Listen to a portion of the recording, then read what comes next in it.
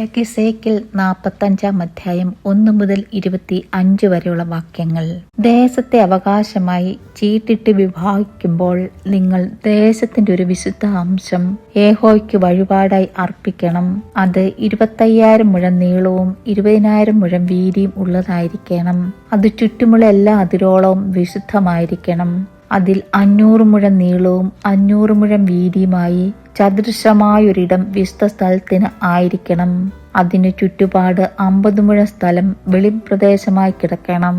ആ അളവിൽ നിന്ന് നീ 25,000 മുഴം നീളവും 10,000 മുഴം വീതിയും അളക്കണം. അതിൽ അതിവിശുദ്ധമായ വിശുദ്ധ മന്ദിരം ഉണ്ടായിരിക്കണം. അത് ദേശത്തിന്റെ വിശുദ്ധ അംശമാകുന്നു. അത് യഹോവയ്ക്ക് ശുശ്രൂഷ ചെയ്യുവാൻ അടുത്തു വരുന്നവരായി വിശുദ്ധ മന്ദിരത്തിലെ ശുശ്രൂഷകന്മാരായ പുരോഹിതന്മാർക്കുള്ളതായിരിക്കണം. അത് അവരുടെ വീടുകൾക്കുള്ള സ്ഥലവും വിശുദ്ധ മന്ദിരത്തിലുള്ള വിശുദ്ധ സ്ഥലവുമായിരിക്കണം.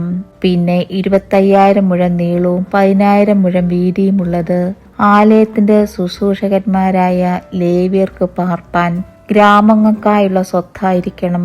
വിശുദ്ധാംശമായ വഴിപാടിന്റെ പാശത്തിൽ നഗരശ്രമായി 5,000 മുഴം വീതിയിലും 25,000 മുഴം നീളത്തിലും ഒരു സ്ഥലം നിയമിക്കണം. അത് ഇസ്രായേൽ ഗൃഹത്തിനൊക്കെയും ഉള്ളതായിരിക്കണം.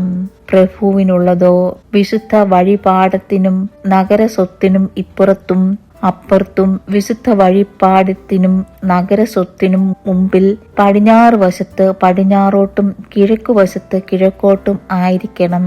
അതിന്റെ നീളം ദേശത്തിന്റെ പടിഞ്ഞാറെ അതിരു മുതൽ കിഴക്കേ അതിരു വരെയുള്ള അംശങ്ങളിൽ ഒന്നിനോടൊത്തിരിക്കണം. അത് ഇസ്രായേലിൽ അവനുള്ള സ്വത്തായിരിക്കണം. എന്റെ പ്രഭുക്കന്മാർ ഇനി എന്റെ ജനത്തെ പീഡിപ്പിക്കാതെ ദേശത്തെ ഇസ്രായേൽ ഗൃഹത്തിലെ അതാത് ഗോത്രത്തിന് കൊടുക്കണം. യഹോവയെ കർത്താവ് ഇപ്രകാരം അരുളി ചെയ്യുന്നു: ഇസ്രായേൽ പ്രഭുക്കന്മാരെ മതിയാക്കുവിൻ. സാഹസവും കവർച്ചയും അകറ്റി നീതിയും ന്യായവും നടത്തുവിൻ. എന്റെ ജനത്തോട് പിടിച്ചു പറിക്കുന്നത് നിർത്തുവിൻ എന്ന് യഹോവയായ കർത്താവിന്റെ അരുളപ്പാട്. ഒത്ത തുലാസും ഒത്ത ഏഫയും ഒത്ത ബത്തും നിങ്ങൾക്കുണ്ടായിരിക്കണം. ഏഫയും ബത്തും ഒരു പ്രമാണമായിരിക്കണം. ബത്ത് ഹോമേരിന്റെ 10 ഏഫ ഹോമേരിന്റെ 10 ആയിരിക്കണം. അതിന്റെ പ്രമാണം ഹോമോരിനൊത്തതായിരിക്കണം.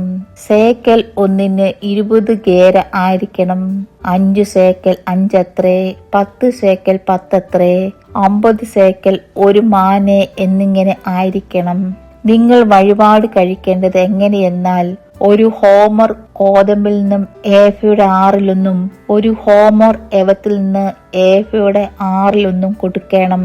എണ്ണയ്ക്കുള്ള പ്രമാണം: 10 ബത്ത് കൊള്ളുന്ന ഹോമര ഒരു കോരിൽ നിന്ന് ബത്തിന്റെ 10 കൊടുക്കണം. 10 ബത്ത് ഒരു ഹോമർ. പ്രായശ്ചിത്തം വരുത്തേണ്ടതിനും ഭോജനയാഗമായും ഹോമയാഗമായും സമാധാനയാഗങ്ങളായും ഇസ്രായേലിന്റെ പുഷ്ടിയുള്ള മേച്ചിൻപുറങ്ങളിലെ 200 ആടുള്ള ഒരു കൂട്ടത്തിൽ നിന്ന് ഒരു കുഞ്ഞാടിനെ കൊടുക്കണം എന്ന് യഹോവയായ കർത്താവിന്റെ അരുളപ്പാട്. ദേശത്തെ സകല ജനവും ഇസ്രായേലിന്റെ പ്രഭുവിനു വേണ്ടിയുള്ള ഈ വഴിപാടിനായി കൊടുക്കണം.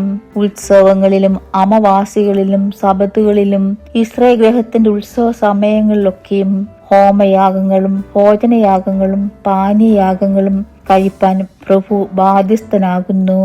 ഇസ്രായേൽ ഗൃഹത്തിന് പ്രായശ്ചിത്തം വരുത്തേണ്ടതിന് അവൻ പാപയാഗവും ഭോജനയാഗവും ഹോമയാഗവും സമാധാനയാഗങ്ങളും അർപ്പിക്കണം.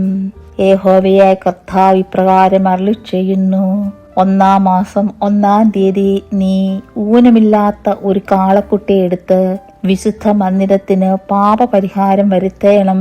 പുരോഹിതൻ പാപയാഗത്തിന്റെ രക്തത്തിൽ കുറെയെടുത്ത് ആലയത്തിന്റെ മുറിച്ചുവരുകളിലും യാഗപീഠത്തിന്റെ തട്ടിന്റെ 4 കോണിലും അകത്തെ പ്രകാരത്തിന്റെ ഗോപുരത്തിന്റെ മുറിച്ചുവരിലും പുരട്ടേണം. അങ്ങനെ തന്നെ നീ 7-ാം മാസം 1-ാം തീയതിയും അബദ്ധത്താലും ബുദ്ധിഹീനതയാലും പിഴച്ചുപോയതിനു വേണ്ടി ചെയ്യണം. ഇങ്ങനെ നിങ്ങൾ ആലയത്തിന് പ്രായശ്ചിത്തം വരുത്തണം.